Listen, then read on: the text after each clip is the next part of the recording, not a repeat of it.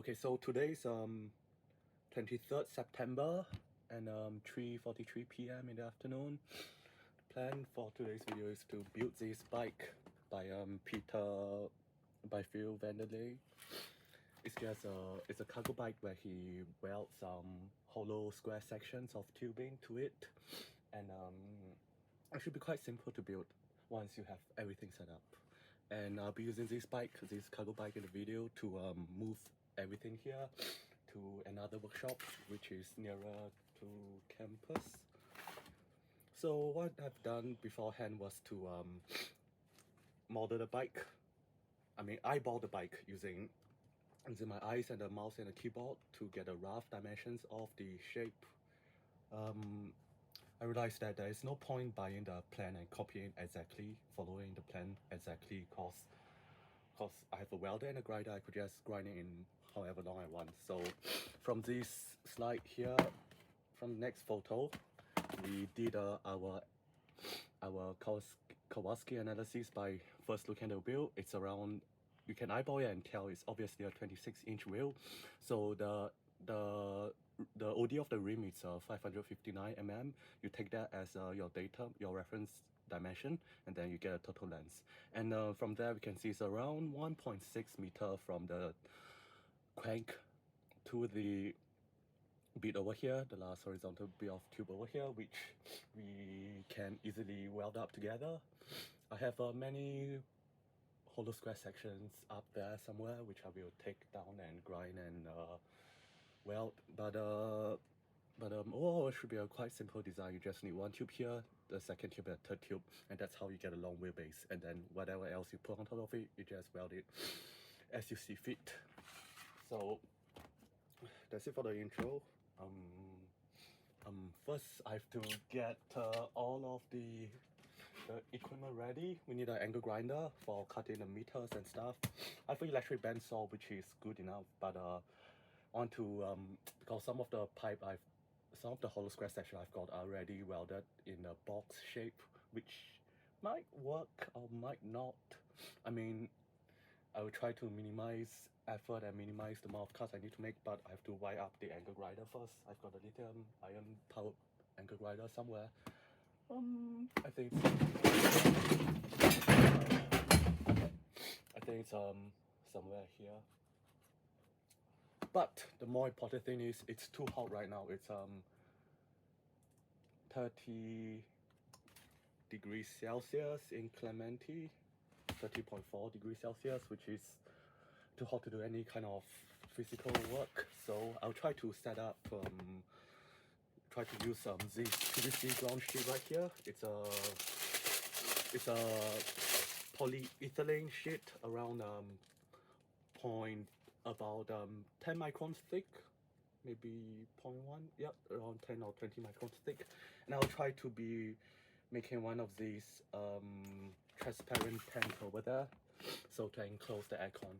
Alright, so next part of the video will be a time lapse of the entire thing. Okay, so back to what I was talking about. There is an air conditioner up there, but it's above this plywood over here, so you have to find a way to channel the air through.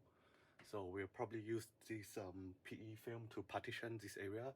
And the more important place is see those white racks over there and there. We want to separate the air from going to that side, so we'll be using a white sheet and form a partition that way across this entire wall. The white sheet is actually very wide, I think 6 by 3 meters wide or something.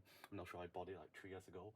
And with that on and a square channel up here for the airflow to go through, we should be saving a lot of electricity and cool down this room a lot faster. So now for the time lapse.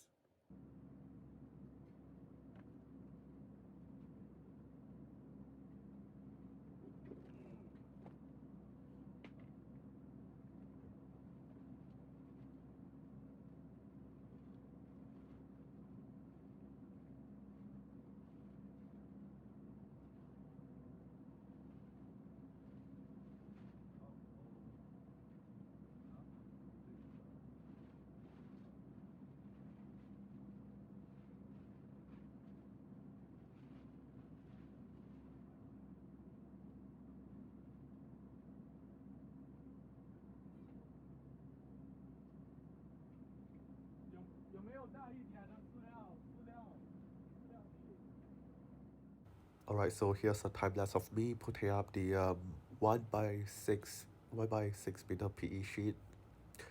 Well, I first started off by laying the top layer down and scotch tape it to the C channel, steel C channels, and then my mom came here and told me that she found a bigger sheet that could cover one side of the cube properly. So I put that on, and that took me like about 15 minutes. And then after that, I continued sealing up the room, and then here's me putting on the bottom layer. No, I choose to use 3 layer because I wanted to overhead on the floor. That way it could seal better. And that's the third layer. So with these two sides of the room done, there should be a lot more air conditioning happening in this smaller enclosed space. Alright, so for the next part, we'll be fixing the aircon. Okay, now that we have all of this done, we can go on and do the upstairs part. So the idea is get a vertical box this section out using PE film or PE sheet and the aircon and channel a duct down here for the aircon to go, and that should be very good for cooling this room. Okay, so for the second part of this partitioning, we'll try to make the air well over here up to the aircon, and the plan is enclose everything using this sheet. I will be a vapor barrier, but I'm not sure if it's tall enough. It's just tall enough. So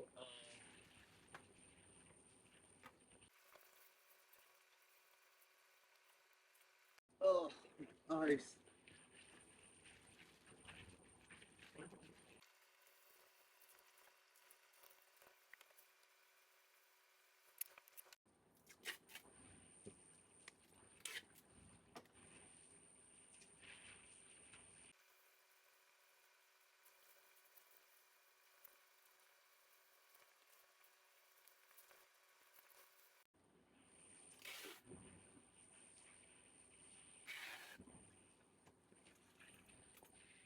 Okay, this is future Yashai here explaining what past Yashai was doing. So right now I am taping up some P sheets to improve the airflow in the room so the aircon wouldn't have to cool the upper part of the room that's above the plywood.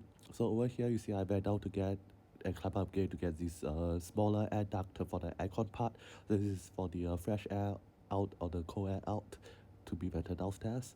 So I had to tape that up first before I could proceed on and closing the entire space. So it's actually a double layer of PE film. I thought you fix a lot of problems, but no, there's still a lot of condensation going on. So over here I've taped up the inner side. Now I'm just still need the outside up, and it went on quite well for this part. And for the last part over here, like say this void right here, I just gave up. I'm just gonna use cardboard and use the weight of it to stop the airflow. It's been too tiring working with thin material. So I need is a few more cardboard blocking here, and the aircon should be good to go. Well, at last, the airflow is blocked, and we have the ventilation duct done. You can see the aircon in there, and it's pretty good. Hey, you could see aircon's pretty good. Now we have proper airflow in the whole room, and we aren't wasting energy cooling the upper section of it. But there's some problem with this return air duct, negative pressure. That's the thing. So I think we need to put a fan somewhere here pointing it up, because the negative return pressure is a little bit of an issue. And yeah, it's not enough path for the air to return air duct. So we have to fix it. Okay. So if we readjust these, is it any better? If we let these go on the floor instead, it's a little bit better if I leave it below. But Oh, it should be good now. Then there's more return air duct from here onwards. More it's still blowing at me, so it's all good. Yeah. And then I can start fixing the the the